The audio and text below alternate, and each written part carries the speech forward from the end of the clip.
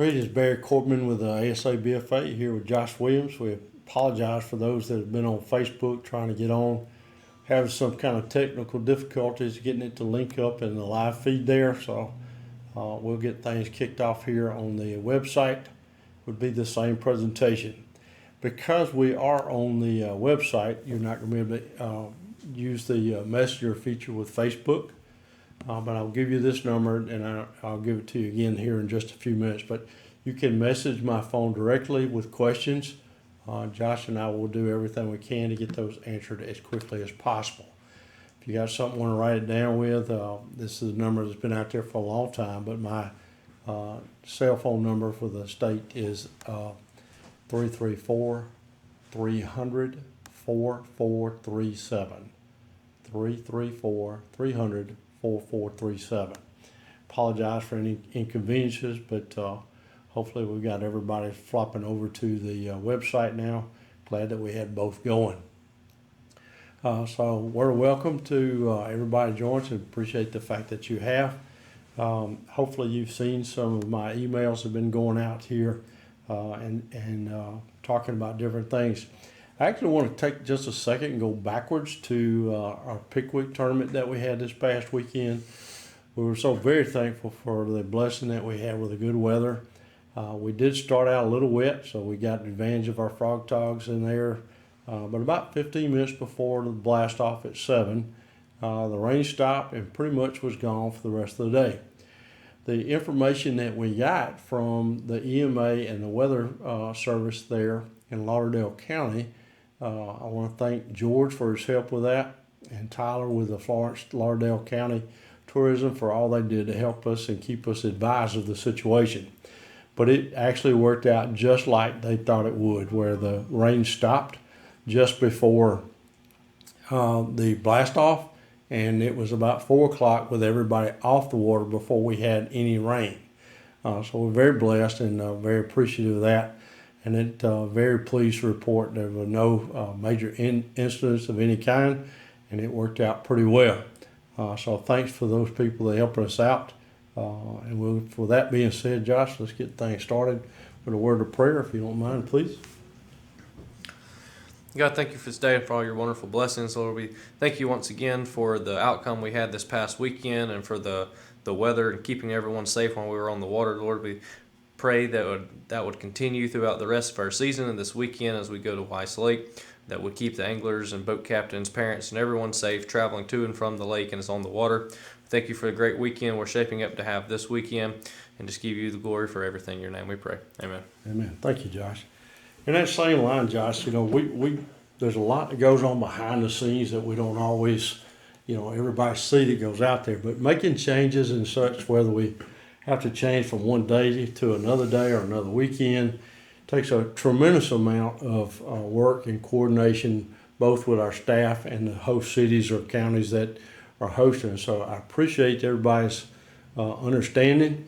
Depending on one way I go, it looks like I was going to be the goat for not caring about the kids, which is the furthest from the truth. I actually, in everything I say and do with part of ASABFA, it's with their good well-being in mind.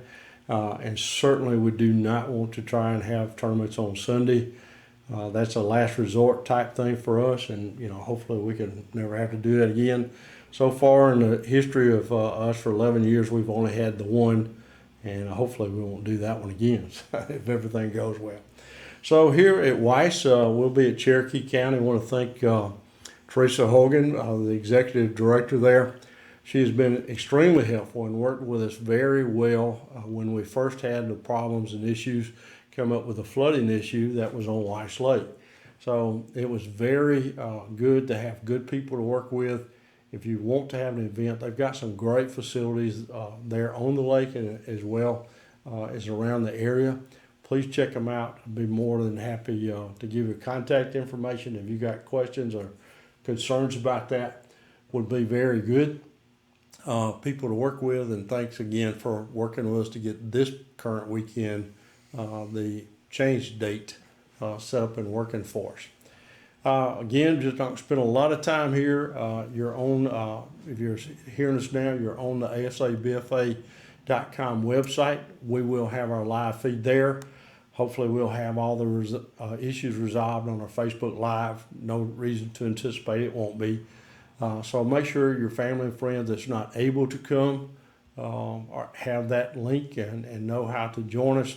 Our ASABFA Facebook site is actually the full name, Alabama Student Angler Bass Fishing Association, and the website is the asabfa.com. You should be able to link up to us pretty well. I try to save just a little bit of time here on our sponsors, but they're up on the list now. You should be able to see our sponsors, but I want to talk to you about a couple of them. Obviously, Go Build Alabama is our title sponsor, and we want to give them all the praise and glory that we possibly can. But there's benefits for both sides with this. Any of our sponsors, I never want it to be a handout where we just got our hands out and they say, here, come get some money. We want it to be a handshake. During our tournaments, you'll hear us mention Go Build several times. You see an email that I sent out, and it talks about Go Build and some of the other sponsors. If you hadn't already clicked on that email, certainly go and open it up and go visit their sites. Tremendous amount of blessing that both sides gets from a mutual agreement when we are working with one another. So go to their website, check out the things there. Tremendous amount of information. It's not an alternative to college. It's just a different way of looking at it and giving you some good insight on industrial industries as well as the construction industries that's out there. Tremendous amount of information that you can get off their website. Freedom Marine, great company to be working with. We got a question this past weekend, Josh, about, why should I buy a boat at Freedom? And there's a lot of reasons I could give, but I was texting, so you got a short version of it. But one, Freedom Marine is historically or oftentimes the number one Phoenix dealer in the country. That's just not something to laugh at. That's a big deal that you can do that and pull that off. And the reason that is because they are such good people to work with. So that was one of the reasons I gave them. As you already know, if you've been fishing with us and have seen us talking about Freedom, Ken gives us a highest placing finisher, gets $1,000 that fished with Freedom Marine on a boat that was either purchased new, used, or repowered. And I'm looking here and I see I've got a mistake on my slide right here. I apologize for that, but certainly is not meant to be a slide of what their worth is to us, and that's Phoenix boats. I've been running a Phoenix since 2015. It is a tremendous product. I recently had an issue with one of the things. It was just a phone call away. A couple of days later, I got all the parts to make a quick little fix. It was a minor little thing that needed to be done. I also had an opportunity recently to travel to Tennessee and visit the site there where the boats are actually being built. And it's really neat to see the attention to detail that they give. The fit and finish of those boats are phenomenal. They are built solid and they just go further than what many other boat companies do. So very glad to have them on board. Shimano, we started with our gift cards again. If you haven't got one and don't have a tournament that you're planning on fishing until the Classic, let me know and I get you some cards if you need to, if you've already finished yours up. And the rest of these sponsors, please go visit the email I sent out. It'll have the discount codes that for those that are offered and information about their sites. So great products. Amphibia Eyewear was another one we got to use this weekend with Frog Togs early on, but before the day was out, we needed our sunglasses on because it got really nice. So glad to have all these folks back on board. All right, coaches, let's move on into this and get you some information. To pick up your team packets for this particular tournament at Weiss, the location is what they refer to as Fire Hall, but it's located at 1900 Lokey Street, Lokey Street, and the intersection of Highway 68 in Leesburg. So that's where the pickup place will be. It will look like a fire station right there. Should be fairly easy to find us there and pick up your items. Again, this time the pickup point times will be between 6 o'clock and 6:30. If for some reason you see you're not able to, coaches, get there or have a representative, please let us know just as quickly as we can. We'll make other arrangements to try to get it to you on that Friday night. And please have somebody there to pick it up on Friday night. Saturday mornings are very hectic for us trying to get all the things going. We don't need to be trying to get boat numbers out at that point in time. Your anglers will need to have that ahead of time as well. So in your packet that you pick up, as usual, the juniors and senior boat numbers, 2 different colors will be included in your packet if you have both. Last time we were on Weiss, we had some problems with the delay because of the launch area. We had to close because we were blasting off right in front of that, and it would have just been a jam right there. They do have a new dock for staging and blast off. I don't anticipate that be as big an issue as it was when we were there last. But having said that, plan on being there early so that you can get in the water and ready to go. Juniors move to the back, seniors up to the front, and as always, we want the lower number, the 1 through 50 or so, as close to that front area as we can from the blast off point and the checkpoint coming in. At the end of the day, you'll see marked pretty well as well. So we're glad to have this issue there. And the next item that you see there, I've got parking and a question mark. Also, when we were there last, where they had a good bit of rain, there is a 45% chance of rain on Friday before the tournament. It should not be raining tournament day, but we don't know the condition of the field that's there. So be prepared to not park anywhere into the field area in front of the pavilion where we'll be doing the weigh-in. Handicapped parking, having said that, please, if it's any way possible, let's get, for our handicapped folks, they can be driven in. We'll make arrangements to get them in to the area where they can see. But if at all possible, let's get the cars back out of the area around the pavilion so there's plenty of room for the boats to come around. Also, for the single car parking, park out in the parking lot, not into the field, would be your best case scenario. I talked with Teresa today. She will be having people that can shuttle us in, so you shouldn't have to walk all that far. The shuttles will be there on site, ready to help you get to the weigh-in site. Just bring you some chairs and that kind of stuff like you typically do. Some changes, if you're not already aware of, because of Governor Ivey's new requirements they got on the Safer at Home. We are now allowing the tents and team gatherings again on our weigh-in locations. So we encourage you to come out, be a part of that. At the same time, we still want to encourage you to wear your face mask.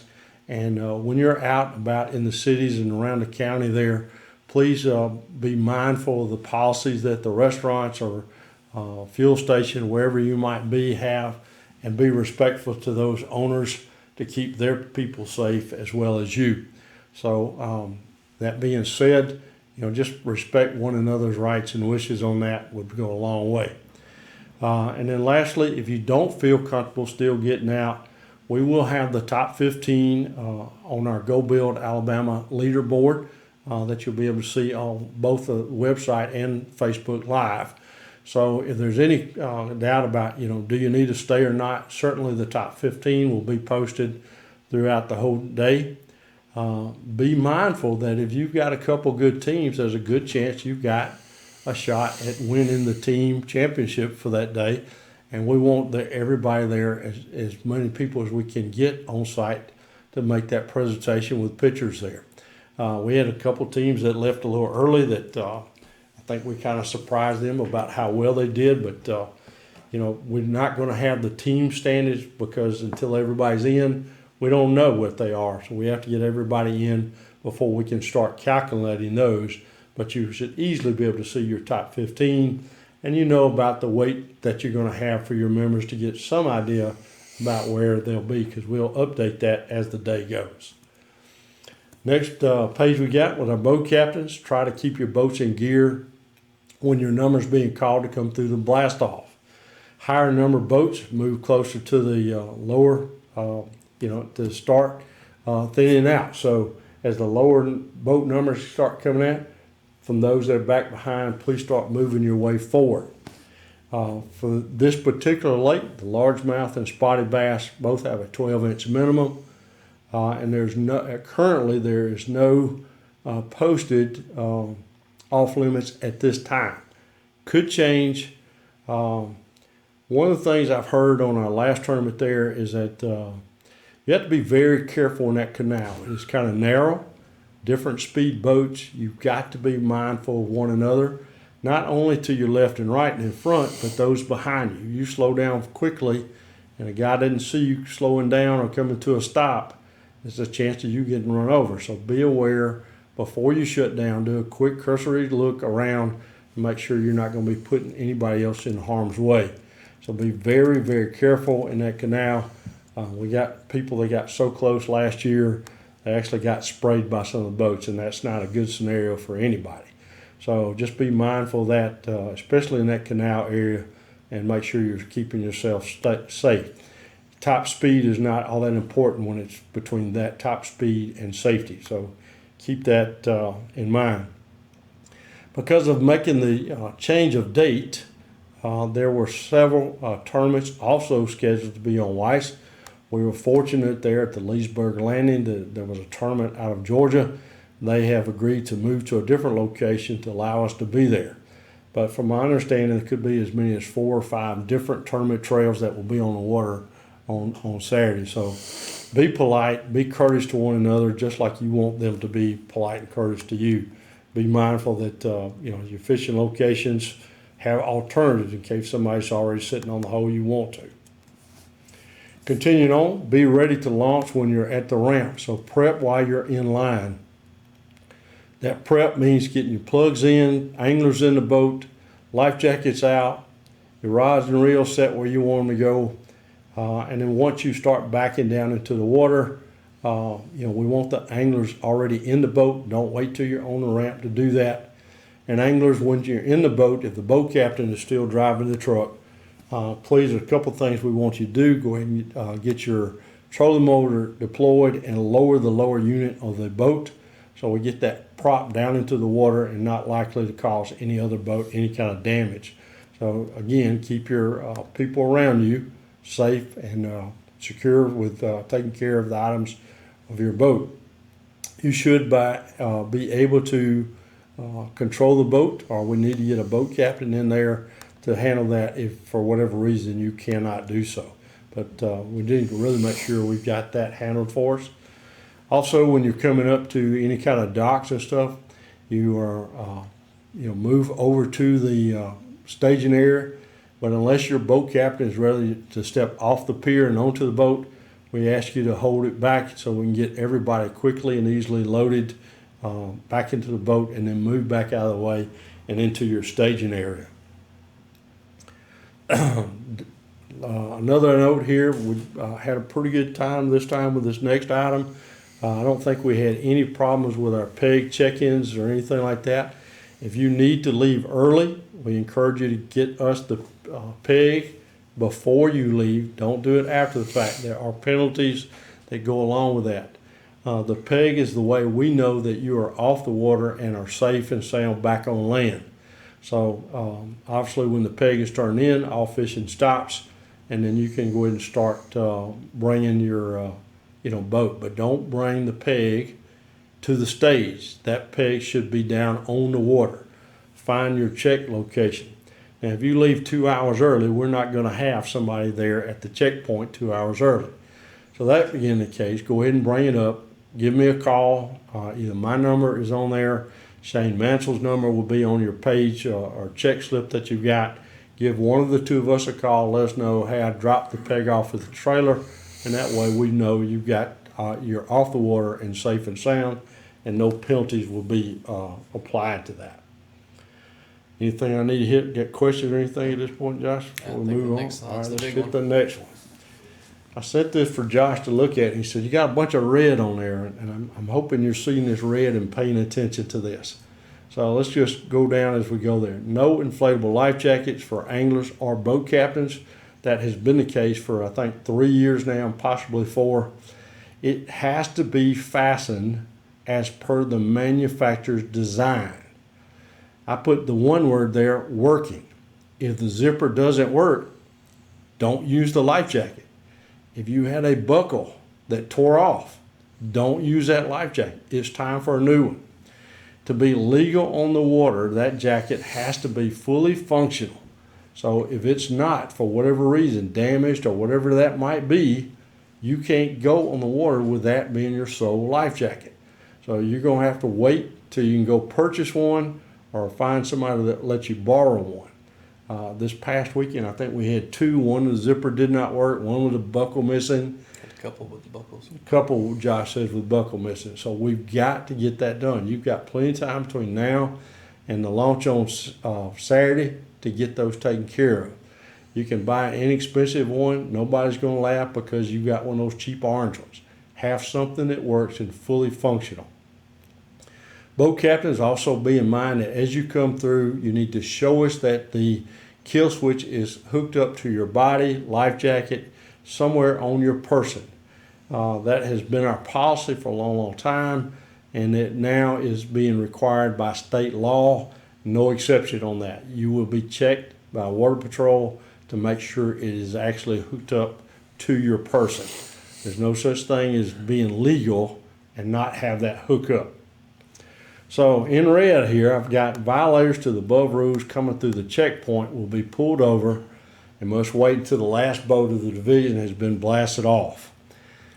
The reason I put this in red and the reason I'm putting so much time and emphasis on this is because we're having somewhere close to 1/4 of our field coming through the checkpoint illegally. That's telling me either you're not paying attention or you're not watching these pre-tournament meetings. Everybody that is fishing should be watching right now, or at least if you're not available now, should go back and watch it prior to the tournament. I sent an email out. Most of you have probably already seen. The number one complaint I've had over the years is that 80% requirement for the pre-tournament meetings on Friday night. If that's what it takes to go back to make sure that everybody's getting word, that's what we'll go back to. I get that you don't want to do that. But the very reason I said that we need to do that is because if we don't, people aren't going to be tuning in and watching the pre-tournament meetings that we've got here. So this is live now on a website. We will, shortly after this, as soon as we possibly can, upload this to YouTube. And if you're not able to see it tonight, make sure your people know that they can watch it through the YouTube channel. And I will post that on our Facebook site and send it out to the coaches so you make sure all your people have that. But I cannot overemphasize enough. Talked to the tournament director tonight, Josh, and he's ready to say, you know, you're going to have to wait till every single boat is gone. Well, that's not what we had said. So we're going to stay with what we're doing, but understand things are going to get more severe. I had a boat captain send a message in there and said we shouldn't all be punished because somebody's not paying attention to the rules and watching it. And I agree with that, but that's why rules and laws are made, because people don't observe what they should be doing. So his suggestion was make you wait for an hour after that so, you know, his folks wouldn't have to be penalized. Any of that's on the table if we cannot get this resolved, but 1/4 of our field should not be coming through and not ready to go. Life jacket should be fully secured by the manufacturer's instructions and your kill switch hooked up.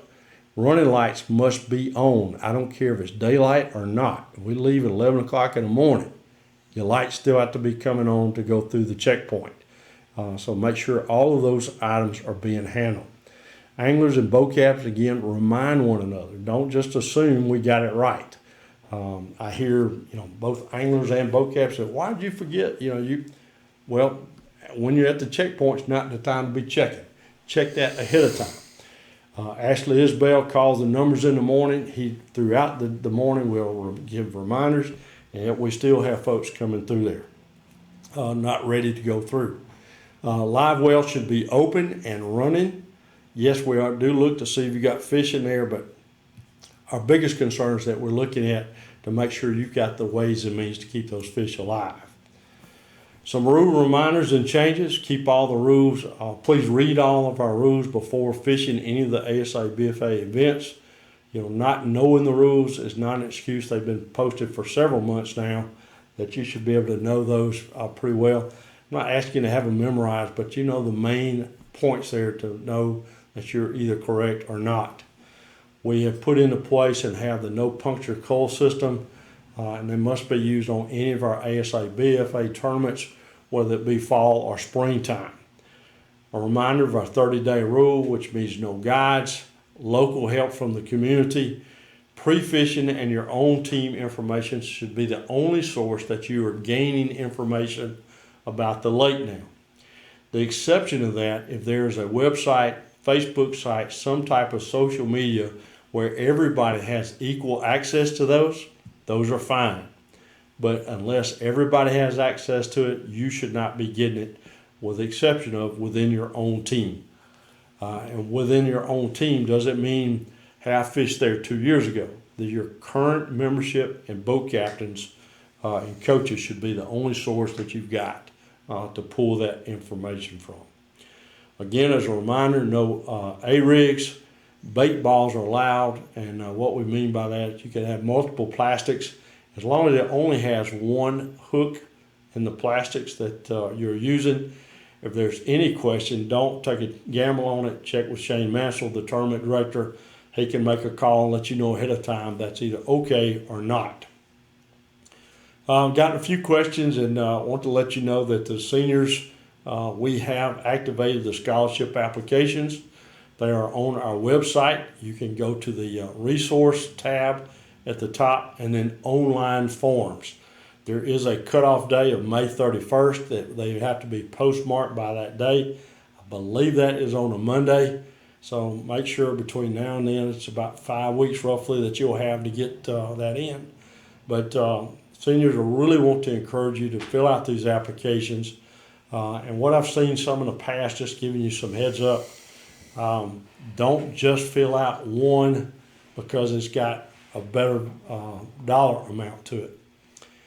We had some very good papers that only filled out one of the tournament application. There are 3 different ones, and we have 14 different scholarships awarded from those 3.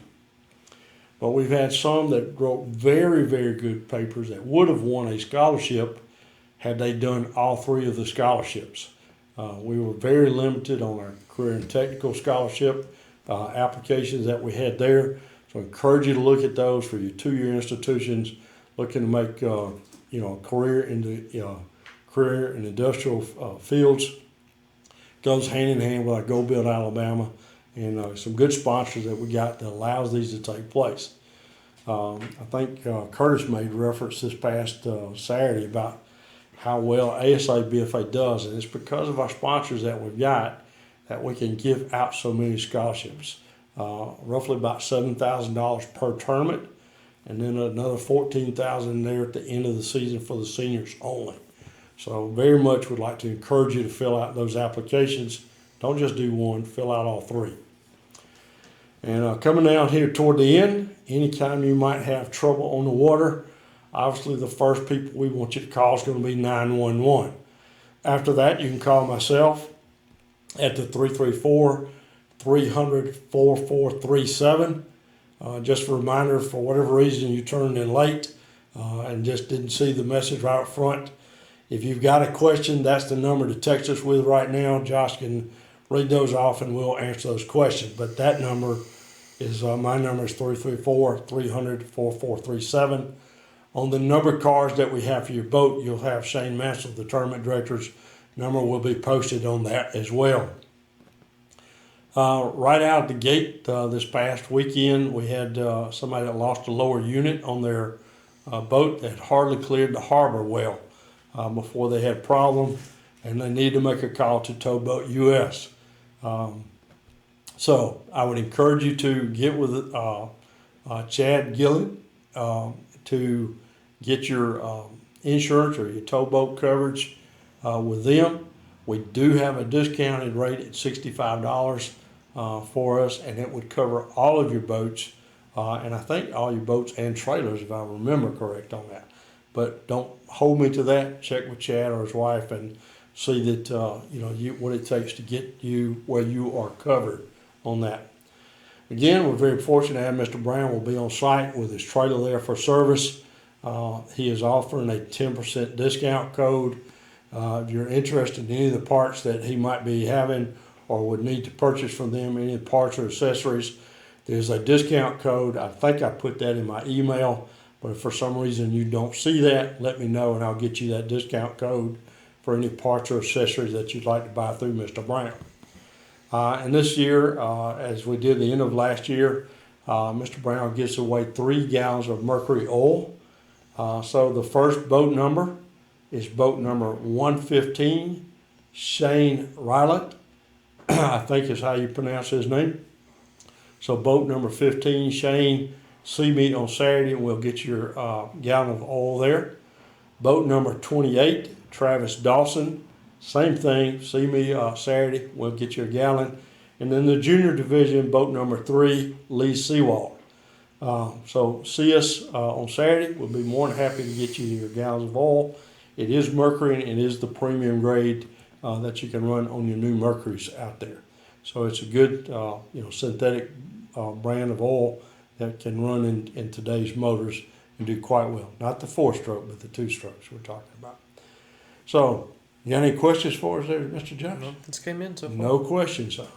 So last time before we sign off here, I'll give you the number one more time. If you've got any questions, 334-300-4437. And if you got something, please get it in quickly. And again, we apologize for the problems that we had with the Facebook.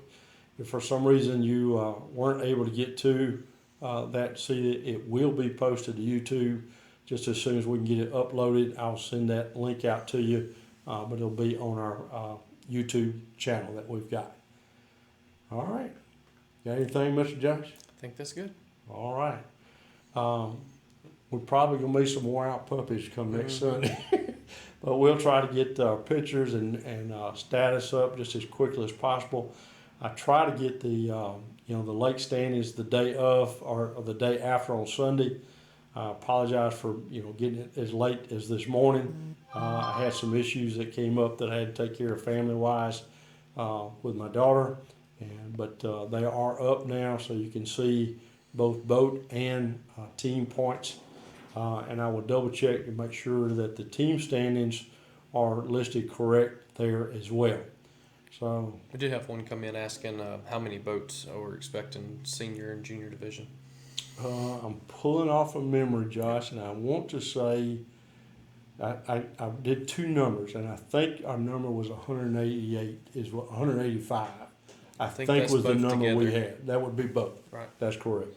And I don't remember the split where it was, but I think it'll be 188, 185 between the two. Okay. And ballpark, somewhere around 30 or so is going to be on the junior side. side, yeah. Yeah, somewhere around there. That's all we have. All right. We look forward to seeing you guys. Have a blessed week. Be safe out there on the water. If you're pre-fishing, be aware that I think it's about a 45% chance of rain on Friday. So if you're taking off early, just make sure you're being covered and safe during that time. And we just pray that we'll continue on with a good, safe Saturday like we had this past week. And see you this coming weekend. God bless.